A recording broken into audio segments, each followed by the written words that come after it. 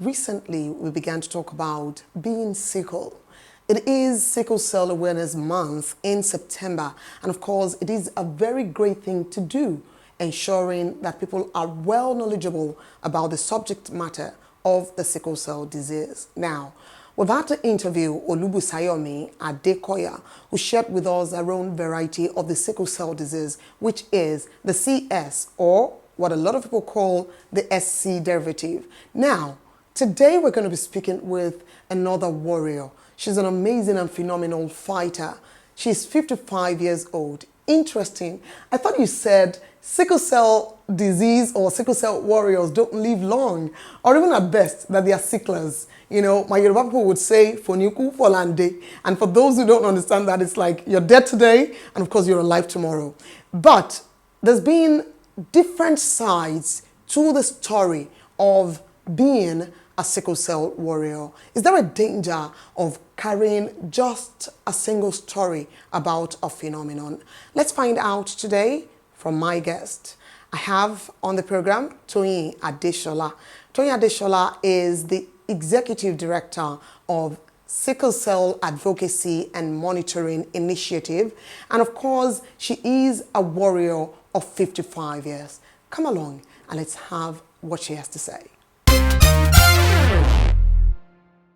It's good to have you on the program. Please welcome with me Toyin Adeshola. She's an amazing and phenomenal warrior. Yes, and you know what I like to say about you is that you are a glimmer of hope. And of course, to know you is to understand strength. It's been over a year now that I first came in contact with you, and it was all dose of inspiration when I had that first interview with you. And of course, the second one. And now this is the third time I'm having to interview you.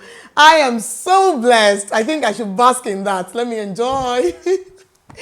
All right, great. So for starters, I'd like to say that there is danger in a single story. And I followed up on your work recently, ma'am, and I found that there's been a lot of upgrade from last year that we last spoke up until now. So the lockdown came and it threw a lot of surprises on a lot of us. And one of it is the fact that we couldn't carry out physical advocacies. We are constrained to the social media and the digital world. Yes. So I found that you've started great work this year. One of it is this Touch a Cell initiative, if I'm very right. And that's Touch a Cell with Toyin and the gang. And of course, another one is Find Your Voice series. I have been following, ma'am. And a couple of times I went on YouTube. Yes, I went on YouTube to view. And there are a number of people that you have brought on that I find so unbelievable to even think that they are sickle cell warriors. Yeah. Absolutely. Now, there is danger in a single story. That's where I began. So it begs the question, is sickle cell disease all about a life of pain, a life of agony? Is it all about blood transfusion? Is it all about being on the sickbed, missing classes? Is it all about being thin, having protruding belly, and having yellow eyes? I cannot answer this, but you can. And that's where I'd like for us to begin this conversation this day. The sickle cell has this capital intensity. You know, you have to spend quite a lot, depending on the person with sickle cell. But definitely it has some financial stress, especially for people who are in low income category. They can barely feed, let alone take care of their child. So if there was like free healthcare, you know, things that will help people with sickle cell or health insurance, definitely people with sickle cell will live better lives. And we always say that having a child with sickle cells, the money born, or a lot of people cannot afford that. So of course complications arise, challenges arise, and everything. But it's more than just all the hospitals. I had many, yes. All right. The story was quite cumbersome, but look at me. I just turned 55. Yes. I'm running an NGO. Yes. I've done a cake business for 15 years, and I'm even moving on to other things again. So it's what you see yourself as and portray yourself as that determines how you manage your life along the way. All right. Thank you very much for that. So I wasn't going to start the conversation today with the fact that number one, you're 55 years old, and that number two, you've done amazing businesses and you've led a career life before now. And of course, that at the moment you run SAMI, which is the Sickle Cell Advocacy and Management Initiative. Excellent. And if I'd wanted it to be just about your story, then again, I'll be making it about a single story. Now, you said something that quite interests me, and is the fact that we're looking at what the doctor of genetics said about having a sickle cell child or a warrior likened to putting your money into a polythene bag, if that were some kind of analogy. And then looking at it side by side, a family that is poor or low income that can actually properly take care of the special needs that a child with sickle cell disease may have, which to me may just be something as simple as proper or adequate diet. Because over time, we realize that with adequate diet, it makes it easy to manage the life of anybody at all, not even people with sickle cell disease. There are several kinds of diseases. Now, having said that, you've run SAMI, which is Sickle Cell Advocacy and Management Initiative, for years. I'd like for you to share with me what you do at SAMI. Okay, we do a couple of things. The first thing we have, our focus is support / management, then awareness and advocacy. And in the support area, we sometimes help people with sickle cell who are going through some health challenges. Maybe they couldn't pay their medical bill. If we have the finance, we help them. Maybe they need to do some particular treatment and they can't afford it. If we have the finance, we help them. And we also have a free clinic, which we used to, pre-COVID, we used to hold monthly.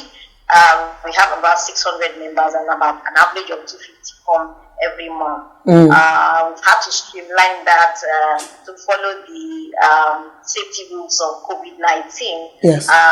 Basically, we try and hold it minimum of 2 times a week.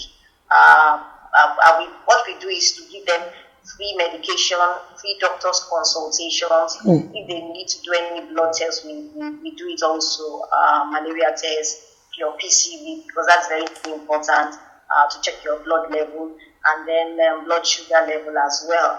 We do that to help them understand their health properly, counsel them on understanding how to manage it, especially the parents, because we found out that because of lack of finance, a lot of them don't want to go to hospital. So they leave the challenge till it's too late, and you either have to spend a lot more money than you plan to, or the child dies. So we are like a stopgap between the person living with sickle cell and the hospital, so that when we notice any challenge, we send them to a hospital that we know that it's capable of handling people with sickle cell.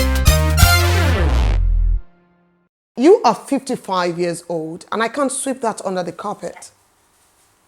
You made it. It's so exciting, Ma. You know, last year you told me that, I don't know what that condition is again, but you had to be confined to a chair. And the first time we met and the second time we met, you walked. But it was a struggle for you to walk down to the set for the production. So I read up from your platform recently where you shared at your 55th birthday of how there is a condition that has to get you confined to a wheelchair and all of this. Can you kindly share with me this side of your life?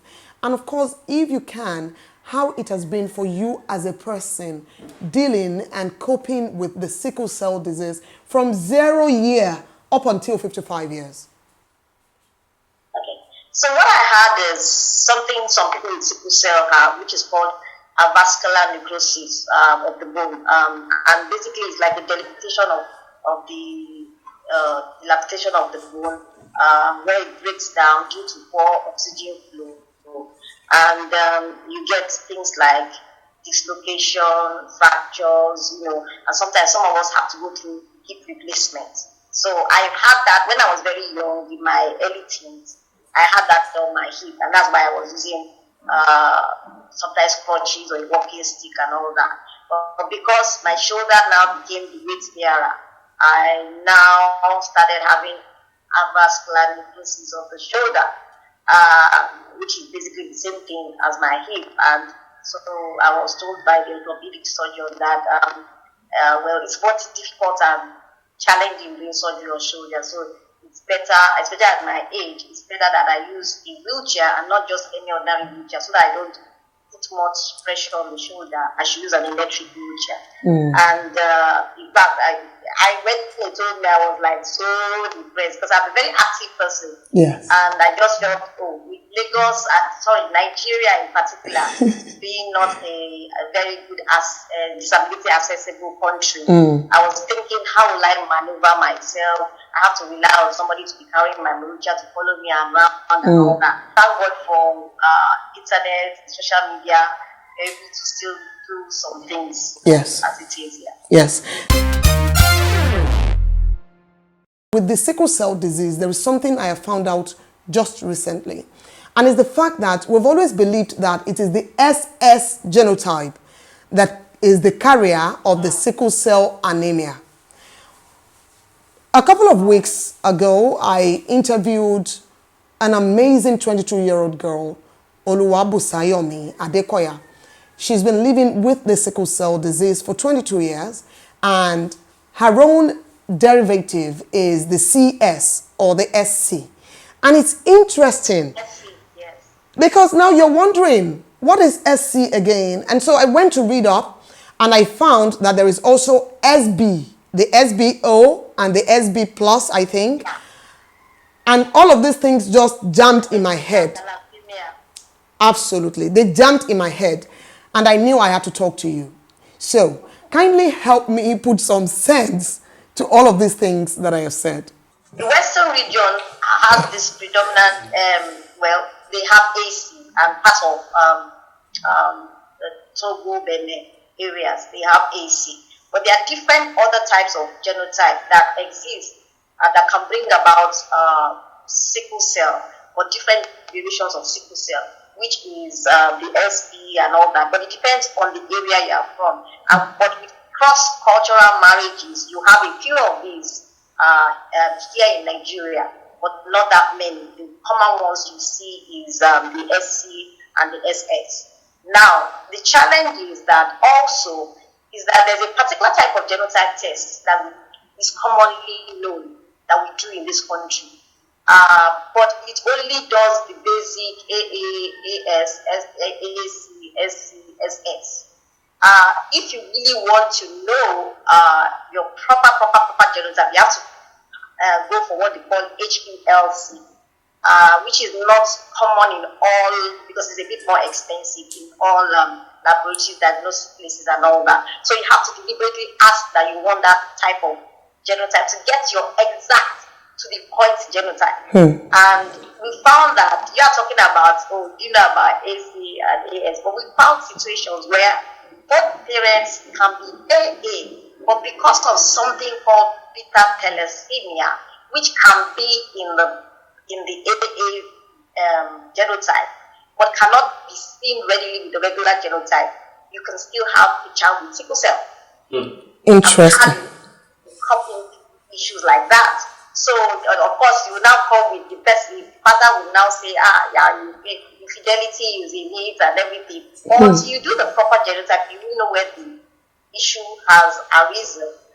So, science and genetics is evolving. We're learning more and more about this disorder.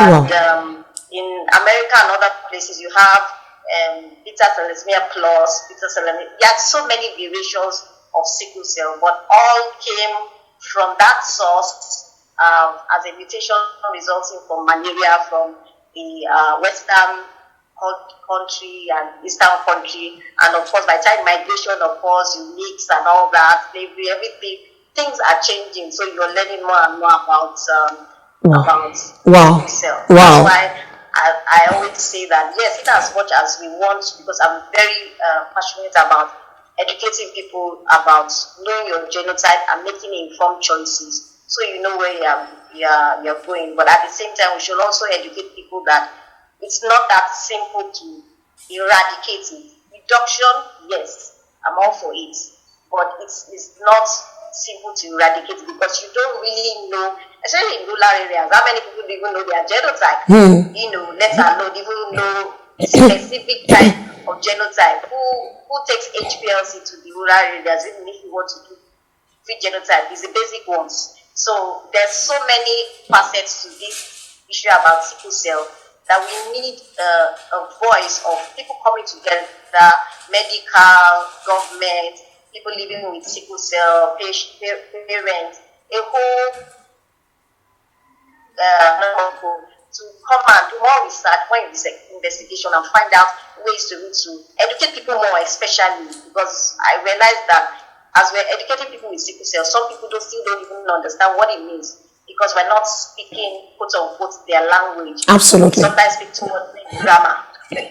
so there's still that spiritual angle to it. It's some spiritual issue. You still have parents letting their child thinking it's some horse from somewhere. So there's still a lot to be done, especially in the rural areas and among the low income families. people. Yeah. Thank you. Thank you very much, Ma. What you have done, in essence, is to school our ignorance. And that you have done without being a doctor. And I think it carries more impact in a sense because you have experientially gone through and are going through this and are interfacing with people of different derivative of the sickle cell disease. On this note, we're going to bring this to an end. And of course, I know one aspect, all right, of the interview I had with you earlier is that you have had blood transfusion twice every year, up until last year. So, and if we are calculating that, you're 55 years. You've had blood transfusion now a total of how many times? Over 100. Over 100. Sometimes it was more than twice a year. Oh my God. up to about 2 years or 2.5 years ago, it was every 3 months. Until they gave me a drug that is known to help people with sickle cell. So that has definitely reduced. Oh, great. Interesting. Thank you so much, I'd like to say. Why am I thanking you? Thank you for being a courageous woman. Thank you for being a voice of hope. And I want to say a sincere appreciation to your grandmother, whom you told me that believes that when you were making cake, you weren't doing what you were actually supposed to do. Until the cake business went down and you literally had to face your purpose. And this you're doing with so much vigor, with so much grace. And I've got to say thank you for this advocacy that you do. It's September. And of course, when we push out this work, I do believe that it would help meet the goal of raising 50,000 naira for 10, that's 500,000 naira now, to do HMO for 10 people living with the sickle cell disease. Thank you for obliging us. If there is a parting word that you would want to give today, ma'am, to somebody living with the sickle cell disease or to families that have children living with the sickle cell disease, what would that be, ma'am? I would say the sickle cell is not a death sentence. It's all about knowledge and information. Try and find a platform where you can get informed, especially for parents. Like us, we are starting a parent network. And there are many other NGOs doing such things. You just have to find the right platform so that you can be informed, you can be educated, and your child can be managed. And if you can afford your child to be on HMO, put them on HMO, because it will be, I know a lot of times the burden is on the parents for finances, but it helps a lot in that area. And just keep positive, find your way around situations. If you can't go from point A to point B, go from point A to point C instead and still achieve your dream, your goals, and your vision for your life. Yes. God loves you.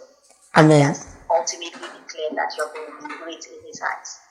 Thank you. Thank you very much. So usually if you were in the studio, we would have raised cups and made a toast right now. So I'm making an e-toast. And that's my e-toast to you. Thank you for being on My Cup of Tea. Thank you. Thank you very much. Thank you very much. Thank you. Thank you. So, what's my take about the sickle cell disease? So many things to unravel about this particular condition.